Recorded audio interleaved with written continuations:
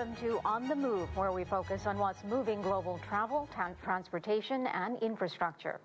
Tourism can be a lifeline for many countries, but in Europe, visitor surges are straining local communities. Consider this. Europe welcomed 747 million foreign tourists just last year, more than any other region globally. In France, Italy, and Spain, tourists outnumbered the locals. The influx strains water, energy, and notably housing resources. Local governments are cracking down on short-term rentals like Airbnb. Just last month, Spain ordered Airbnb to take down more than 65,000 listings for violations. Anti-tourism protests are spreading across Europe. In Italy, Portugal, and Spain, locals have been spraying tourists with water guns, and they drag suitcases through paved streets to create noise and disrupt tourism. Those protests forced Amazon founder Jeff Bezos to relocate his wedding reception within Venice, Italy. The tech billionaire and his bride, journalist Lauren Sanchez, originally planned their post-wedding celebration in Venice's historic Cannaregio district. They moved the party to a more isolated area of the city, but still expect 200 to 250 VIP guests. The decision follows local protests against the ceremony and its flood of visitors. Demonstrators threatened to block canals around the original venue. And meanwhile, in Spain, thousands of people took to the streets of Barcelona to protest over-tourism. But at the same time, Spain's economy is benefiting from more tourists, especially those from China. Ken Brown has more. Welcome to La Plaza Mayor and summer in Madrid. This iconic 16th century square has seen it all, from public executions to bullfights to Placido Domingo concerts. And tourists cannot get enough. Spain is on course to receive 85 million visitors this year and is having a moment with the Chinese market too. Analysts predict a 36% rise in Chinese tourists this year compared with last year. That's good news for Spain's economy because Chinese visitors spend more per person than any other tourist. Spain is a global powerhouse. It accounts for over 12% of the country's GDP and employs close to 3 million people, helping drive GDP growth to 2.5% this year. תוכי את כל החרדות והפחדים שאני בעצם אוגר מרגע שנולדתי. בכל התרבויות כמעט עסוקים בהסדרת היחסים החברתיים שבין המת לבין החיים. חוששים שמא המת כועס עלינו שהוא הולך למקום קר, למקום חשוך, לגיא צל מוות, ואנחנו נשארים כאן. מה זה בית קברות? הוא מיועד לחיים, לא למתים. Said house and rent prices soaring, locking them out of their own cities. They want a different, more sustainable tourism, and the government has vowed to address the problem. In Barcelona, rent caps have been introduced, while the Prime Minister Pedro Sanchez wants to put a 100% tax on foreigners buying property in Spain. However, corruption scandals have this government hanging by a thread, and some proposed legislation may never see the light of day. These challenges need to be overcome if Spain is to reach its tourism potential in the coming years and look after its people.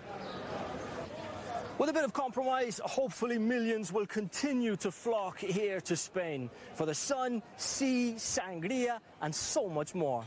Ken Brown, CGTN, Madrid. And for more on tourism concerns across Europe, as well as the growing protests against travelers, I'm joined by Stephen Scott. He's the CEO of Travel Hub 365, a luxury travel agency. Stephen, thanks so much for coming on with us. Hello, Karina. Thank you for having me. So first of all, what's driving this recent surge in tourism across Europe? Yes, we have a situation where we are in the midst of the revenge travel season, where all of the customers and guests and travelers from around the world want to get back out and see the sights again. And that is actually being combined with a drop in tourism for the United States. So guests from all over the world are truly trying to find that amazing destination they haven't thought of because they are starting to slow their travel from the United States. So that's only going to put more pressure on these destinations that have already been working very hard to combat over-tourism. And so guests that are really looking to try and find that special thing may find out that the destination they've arrived to is special to thousands of other people as well. Are you surprised by the amount of resentment that you're seeing, and how is this over-tourism affecting local communities, housing, and infrastructure as well? Yes, what we find from a luxury travel standpoint is that the customers want to know that they'll feel welcome and that they're not putting any further impact on a destination. And that can be hard to, talk through with the guests because truly everywhere is having that issue across Europe. And so we're starting to see that in destinations that can normally handle the travel. But we also are starting to see things spread into the communities instead of just simply in those city centers.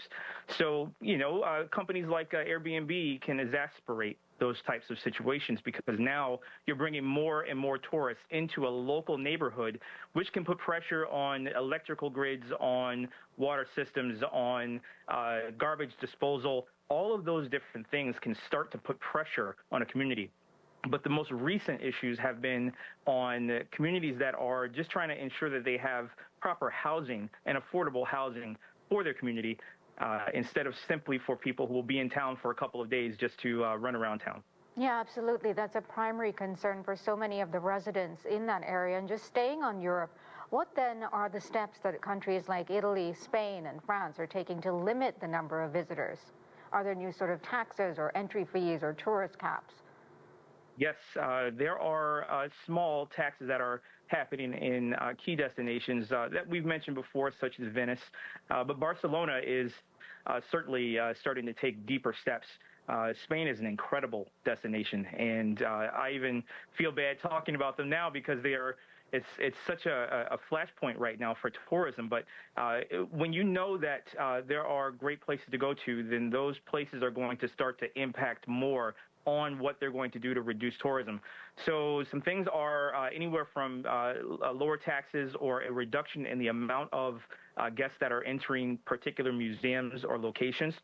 I was just working on travel for a guest this week for Paris, definitely during Bastille Day of all days, and trying to get access to the Eiffel Tower to go up was a challenge. And so you're going to find moments where things that used to be easy to get to will be reduced in the amount of people that can actually access it at any point in time over the next number of months. So then how are local residents responding to the government measures? Are they satisfied? Is enough being done by their estimation? I do not see that they are satisfied just yet. We will continue to have an increase in tourism because of the reduction in tourism going into the United States. That means people are going to start going other places. And those other places, as much as you could say, great, they would love tourism, but over-tourism is a problem. It's a negative effect. So we have to be responsible in how we pick our destinations. We have to be looking for travel advisor support to be able to help you to understand what's happening in those different destinations. And we do have to keep track of the news because we still need to ensure that we are supporting those local communities, supporting the people who are helping us in those destinations. And of course, you want it to be authentic when you get there. Now, where are some of these other destinations that visitors might be able to explore, particularly if they're turning away from visiting the U.S.? Perhaps Europe isn't as welcoming. It's definitely very expensive. Where else can they consider? Yes, a destination like Bali and Thailand actually have had a recent downturn in travel from some major destinations that travel in there. So now is actually a great time to find availability and great pricing to those destinations. In the Philippines as well. But you also have incredible destinations that can accommodate many more people, and that would be a safari. It can be unattainable for some, but it is a destination that would love to have more visitors to come down and experience more about what is happening in Kenya and Tanzania and around the world. No, that's a great suggestion. All right, we will have to leave it there. Stephen Scott, thank you so much for your time. Thank you. And coming up next, SpaceX launches new Starlink satellites into space, expanding its mega constellation. We have expert insight on what that means for the company's future. Stay with us.